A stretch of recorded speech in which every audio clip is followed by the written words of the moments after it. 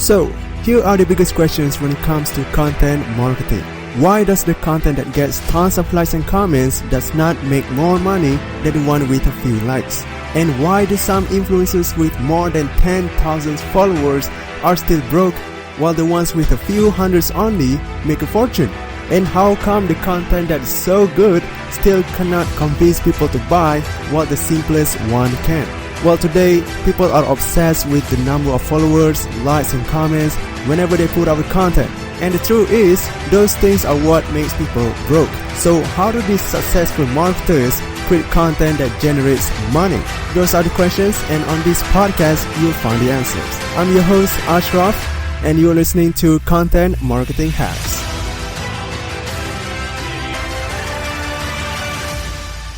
What is up? Welcome to the Content Marketing Hacks podcast. I am so glad to have you here. My name is Ashraf. So today I want to talk about some of the reasons why your content cannot make you sales. Okay, why your content cannot make people buy, why it's not converting, and all of that. Okay, I want to lay out some of the reasons why it's not happening. Okay. So before we jump in, you have to know one thing. So if you have a business and you are publishing content consistently, your end goal should be focusing on generating revenue through your content. You should not just focusing on publishing the content every day or being consistently, okay? You know, as a business owner or as an entrepreneur or someone who has a business, you should not just focusing on getting engagement like, such as likes and comments and shares, right? I mean, sure, those things are important, but not all the time important. Okay, you know what I mean? Right. There are certain times where it is important and there are times where it's not. But, mostly it doesn't. Okay, so change your mindset. You have to know that more followers or more engagement does not equal to more sales. All right, change that. Okay, breathe that terms, breathe that quotes. All right, so let's dive in. So the mistake number one in your content that leads you to not have sales is that you target the wrong people. I mean, you create content for the wrong people. And if you are using Instagram, Facebook, or LinkedIn, or even TikTok, and you are in the relationship niche, and your followers are all into affiliate marketing business, and your content would not interest them, right? I mean, they are in a different niche, right? You are into a relationship and they are into affiliate marketing. That's a very different niche. And I mean, you can try to connect relationship and affiliate marketing together, but it's a bit harder compared to someone who is already looking to improve their relationship, right? I mean, if someone wants to improve their relationship with their spouse or their kids or maybe their, relationship with anyone, that's way easier to sell to them because they are already looking for it. They are looking for the solution. They are already aware of their problem, right? So that's way easier, okay? Because, someone who is looking to make money with affiliate marketing would not be really interested in improving their relationship skill, right? In, relationships such as dating or, something that is related to relationship, right? So they are two completely different niche. So if you want to discover how to target the right people and create an attractive sales message to get the right people to buy from you, you can grab my ebook at bit.ly/perfect client ebook. That's bit.ly/perfect client ebook. Alright, that's my shameless plug right there. Okay, go grab it if you are doing this mistake number one, which is having the wrong people, right? So, mistakes number two is your content does not describe your audience problems properly. And if you are selling a product that can help them better their life, you really need to sell it harder in your content because you have to describe the pain in your audience journey so that they feel understood. There's a saying, describe your customer's pain way better than describe it themselves will increase your sales, right? Is that the right quote? I don't actually sure if it's that the right quote, but somewhere around that line. So if you lead your content with problem first and then reveal the solution afterwards, your audience will trust you and see you as an authority. Just like what I'm doing with this episode. I'm talking about mistakes, how many mistakes, what kind of mistakes in your content so that people that are doing content will not make this mistake. Right. I mean, I remember reading some of my friends' posts on Facebook. They were all talking about why affiliate marketing struggle to get more sales. And the way they described it was really, really good, that I literally thought that they have been watching me this whole time. That's the kind of reaction that you want from your ideal customers. You want them to feel like, oh wait, did you watch me? Did you see that I do this thing, right? You want that kind of reaction from your customers. So yeah, you have to describe it really, really properly. So moving on to the mistake number 3. Weak storytelling. So stories are the best thing you can have to increase the perceived value in your offer, right? Because it brings emotion, it makes something valuable even though it's just a $3 item, right? Even though it's just that cheap, right? A $3 item, but because it comes with a story, that $3 item will be seen as, maybe $100, right?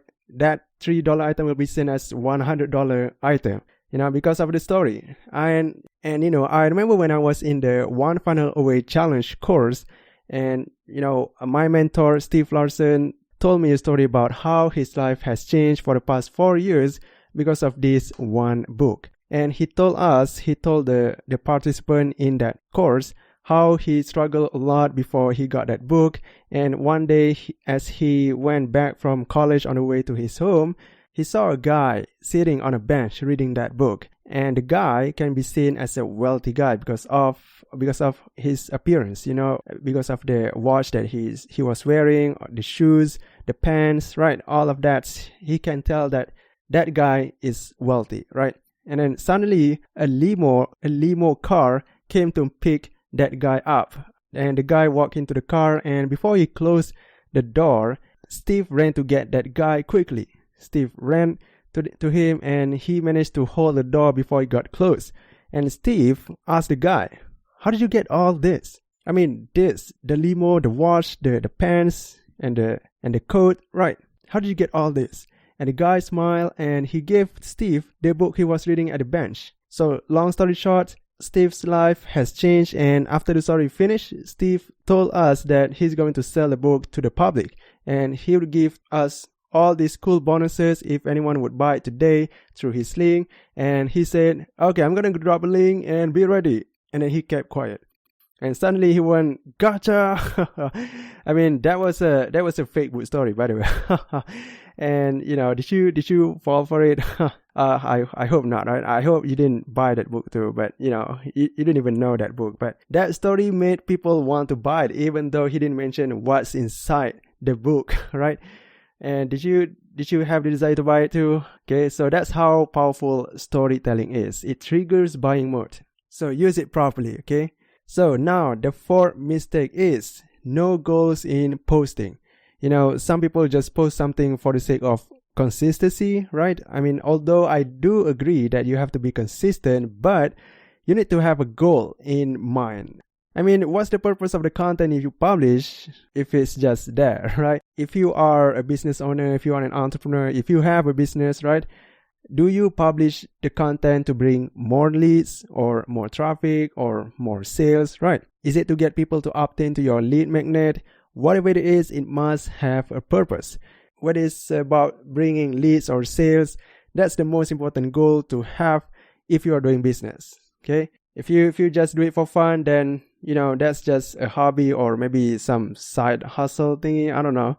But yeah, if you have a business, your goal should be either bring leads or sales.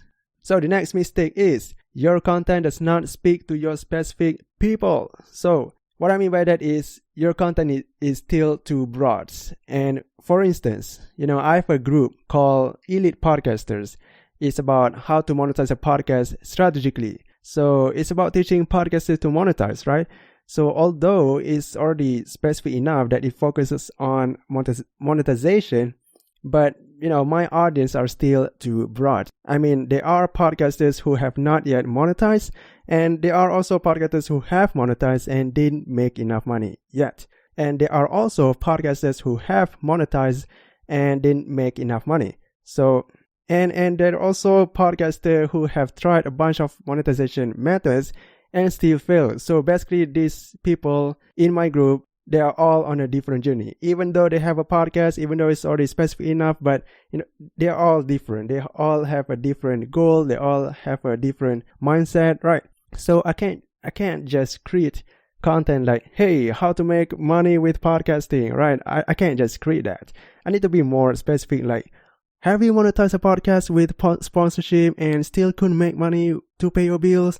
Well, here's how to fix that, right? See how specific it is, right? So know your audience really well, because if you know it well, you will know their language, you will know their messaging, how to craft the right message to attract them, right? Where are they in their journeys to get their desired result? Okay, you have to know where they are in their journey. Yeah, that's the mistake, right? Your content is too broad. So moving on to the mistake number 6. You promote your stuff too little. So what do I mean by that is, when you're selling something through your content, you need to promote it many, many, many times. I mean, you can't just expect to get sales if you only publish it once, right? You need to publish many, many times about the offer. I mean, you have to say it in your content, put it in the CTA, put it in a lot of places, like, in the description or links or in your website, right? You have to create many kinds of content that direct people to your specific offer. You need to be shameless, like really be shameless. Do not be timid, okay? Go hard on it.